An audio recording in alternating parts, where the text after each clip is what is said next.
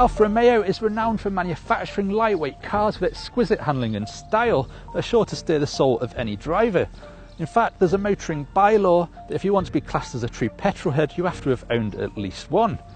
But in recent years, there's not been much for Alfa fans to get excited about.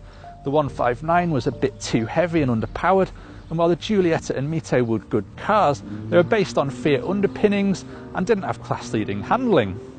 But with the Giulia, Alfa Romeo is looking to set that right. Compared with the 3 Series and Jaguar XC, it is lightweight, it's very high tech, and it's stunningly good looking.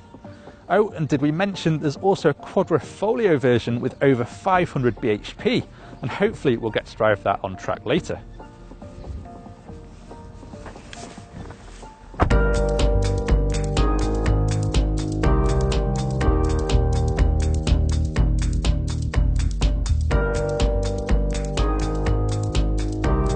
So what of the standard Giulia?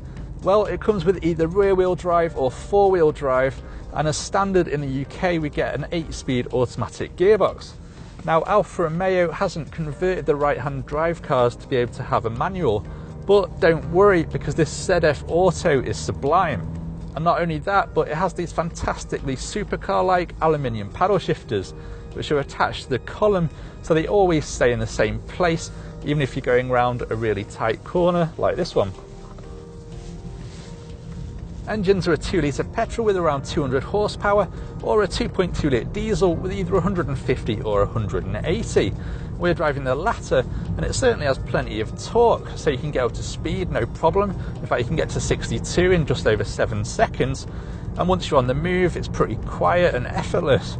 And it can also match the 320d for economy, returning around 67 mpg and emitting less than 100 grams per kilometre of CO2. But really, you can think of the engine as a tool to exploit this chassis.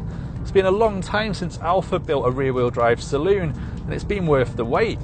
This car has almost perfect 50-50 weight distribution, thanks in part to clever use of some lightweight materials, and it really is a joy to drive.